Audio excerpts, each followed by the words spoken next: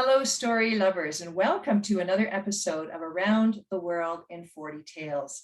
My name is Doreen Vanderstoep, and I'm here with my fellow Storytelling Alberta member, Russ Forrester. Welcome, Russ. Thank you very much. Thanks for being here. So on this episode of Around the World, Russ will share a story about his own family history from the North called Yukon's Her History. But before we get started, I do want to tell everybody a little bit more about Russ. He was born and raised in Calgary and is now living on Vancouver Island. He is a professional engineer who has volunteered with search and rescue, disabled skiing, and the Calgary Folk Music Festival. Russ is an amateur musician who thinks trombones rule. He is proud to be Métis when he is not volunteering, playing music, or renovating older homes. He loves long walks with his spouse and two rescue dogs, Jake and Mira. So before we dive into Russ's story, I just want to acknowledge that Storytelling Alberta operates on the traditional territories of the Indigenous signatories to Treaties 4, 6, 7, and 8. And we also walk in the footsteps of the Métis Nation of Alberta and the Métis territories. So we make this acknowledgement with sincere gratitude and deep respect. Russ, please take it away. My name is Russ Forrester, coming from Sydney, British Columbia. I'm proud that I live, work, and play on the traditional territory of the WSÁNEĆ people. Turns out my family story is not exactly as I've been told. Throughout my life, my mother shared that my maternal grandmother, Ellen Parker, was an orphan and she was Scottish. I don't remember my grandmother. She died when I was very young. My older sister tells me that grandmother was very slight and never seemed well to her.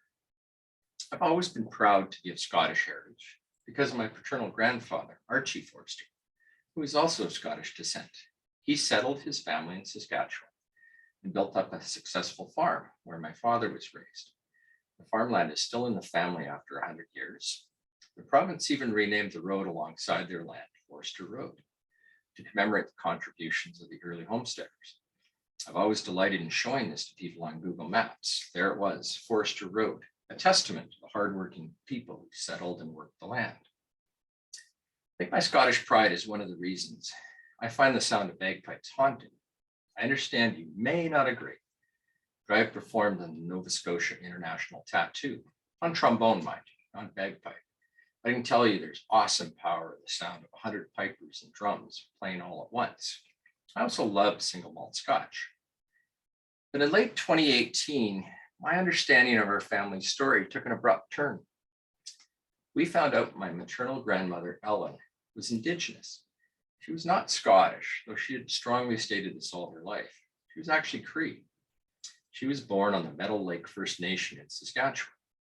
She was the daughter of Sarah, my great-grandmother, who was a Cree woman born on the Lac La Ronge First Nation. My great-great-grandmother's name is Kachosi. She was born in the Pelly River First Nation in the Yukon in the early 1800s. It meant that I am Métis. This news has been unsettling, intriguing, and kind of crazy. Something I'm still processing. Of course, this news has come at a time when Canada, all Canadians, including myself, were grappling with truth and reconciliation. Thoughts of this have come flooding over me. My grandmother lived through the residential school era, and likely this prompted her denial of her heritage. She had severed connections to her people and family. She'd become an emotional orphan. For me, education was always about expanding the mind, encouraging free thinking, and broadening one's perspective. Now, unfortunately, we're all learning how the residential school system is deliberately used for the opposite. It stifled the individuals, forced them to abandon their culture, traditional beliefs and values, those of Western settler culture.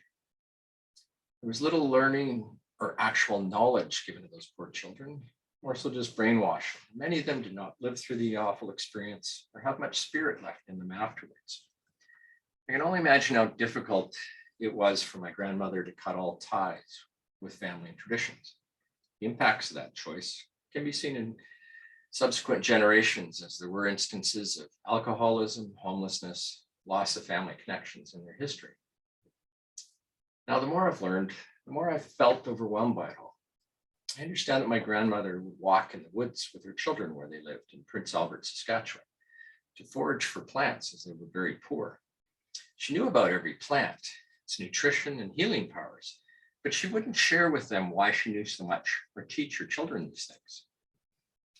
Also, as I reflect on their stories from the past, there are many things to be proud of in the Indigenous family history. My mother's oldest brother, Uncle Johnny, served Canada in World War II in the Lord Strathcona's Horse Armored Tank Division. In fact, there's a picture of him in the military museums in Calgary, taken during the liberation of Holland, though there's no recognition on the display of his Indigenous roots. A younger brother, Uncle David, was a renowned thoroughbred horse breeder in Surrey, BC, though he was a truck driver for a living. His passion and skill with these beautiful animals was outstanding.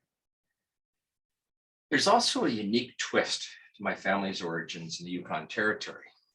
In the 1850s, there was friction between the Chilkat, the coastal Indigenous people, and the inland Pelly River hunters who had become involved in the fur trade.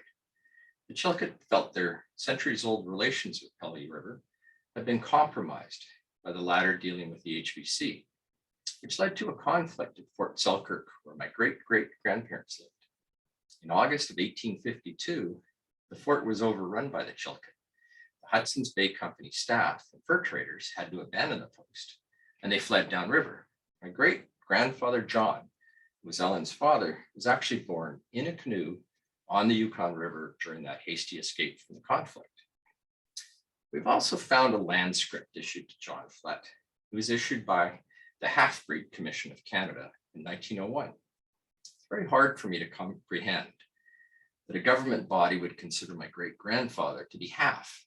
Half of what? Is he half a man, half worthy, half a Canadian? This has shaken my pride in the settler side of my family somewhat. They were part of the crush of immigrants coming to cultivate farmland that resulted in Indigenous peoples being forced onto reserves. I've felt very inadequate, and I know so little about Indigenous culture, and I have been left wondering, who am I? Throughout my career in engineering, I've had the unique privilege to travel and work throughout much of Canada's north, in particular the Yukon and Northwest Territories. I loved my experiences in the north over the decades. While there, I felt a very strong connection to the land and people. Couldn't totally understand why. Now I've discovered that my great-grandfather, Andrew Flett, had worked for the Hudson's Bay Company and was at Fort Simpson in the 1860s, which is still a remote Northwest Territories town. I had once worked in Fort Simpson about 130 years later. I would have sworn I felt a presence when I stood there on the banks of the mighty Mackenzie River. I'd also traveled in the Yukon and crossed the Pelly River, right where my great-great-grandmother Kachosi was born. I would have loved to have known this family history when I was in this land. Now, I'm thankful we are coming to understand the true story now, even though it causes me some pain. In particular, during these pandemic times, we have all faced isolation, disconnection from family and friends, loss of culture, music, and tradition, and loneliness. I imagine my grandmother felt some of that her whole life. Now, I realize that by telling my story, I'm honoring my grandmother and ancestors by healing connections to the past. I'm proud of my family history. I am proud of my Indigenous heritage and happy to be relating this story to you, as I'm sure my grandmother would have wanted to tell traditional family story to her children, but couldn't. I'm proud to be Métis. Marcy, thank you. Thank you, Russ. That is an amazing, compelling story. Thank you so much for gifting that to us for the 40th anniversary year. So I want to just say to anybody who would like to contact Russ or anybody at Storytelling Alberta, you can contact us at storytellingalberta@gmail.com, and do visit our website at storytellingalberta.com, where there are many story offerings in celebration of our 40th anniversary. So join us next week again on Thursday, and we will have another tale to tell from around the world. Russ, thank you so much for joining us tonight. And we'll see you all next week.